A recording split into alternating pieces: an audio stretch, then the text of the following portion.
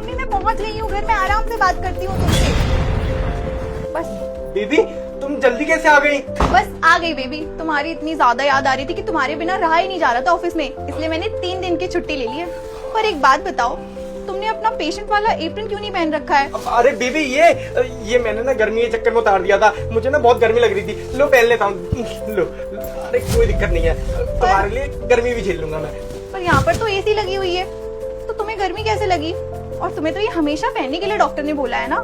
Baby वो क्या है ना, वोल्टेज फ्लैक्चुएट होते रहते हैं और वोल्टेज के चक्कर में ना एसी ढंग से काम नहीं करता है। बहुत गर्मी हो गई थी कमरे में, मेरे को सफोकेशन हो रही थी। मुझे लग रहा था कि मेरे को कुछ हो नहीं जाए, मैं तुम्हें फोन करने ही वाला था। और तुमने क्या बोला, 2 से 3 दिन के लिए तुम घर पे ही रहोगी? हाँ बिल्कुल तुम्हारे साथ, अब मैं तुम्हें कहीं नहीं जाने दूंगी और तुम्हारा अच्छे से ध्यान रखूंगी। तुम बिल्कुल भी टेंशन मत लो, अब तुम्हारी बीवी आ गई है। बेबी वैसे भी मैं कहीं नहीं जाता हूँ, मैं तुम्हारा इंतजार करता रहता हूँ। मैं इस कमरे में से कैसे कहीं जा सकता हूँ? तुम्हें तो मालूम है ना कि मेरी पूरी बॉडी में वीकनेस हो रही है। खैर छोड़ो सारी बातें, तुम एक काम करो, तुम जाके फ्रेश हो जाओ।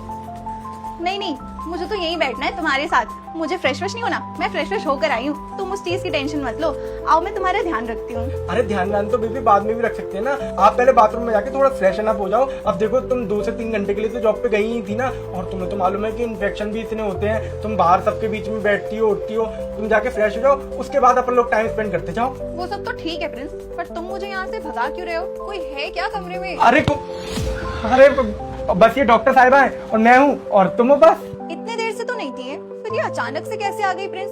और दरवाजा तो इस तरफ है, तो ये आई कहाँ से है?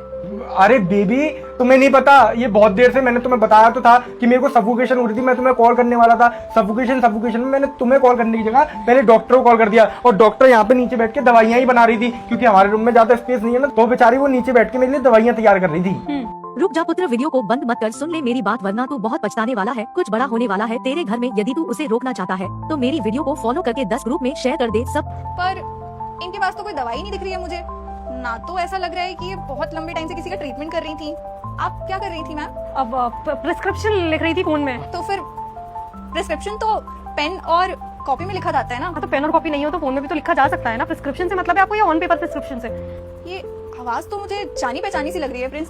जानी पहचानी सी? ऐसा लग रहा है दिव्यता की आवाज है जैसे।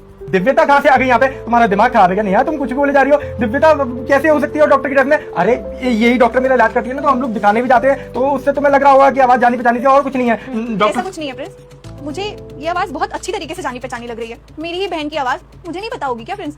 आप एक बार मास्क हटा सकती हैं प्लीज? अरे नहीं है, क्या बकवास कर रही हो तुम? मास्क हटा सकती है? तुम डॉक्टर को ये दिखाना चाहती हो कि मेरे और तुम्हारे रिश्ते में शक है?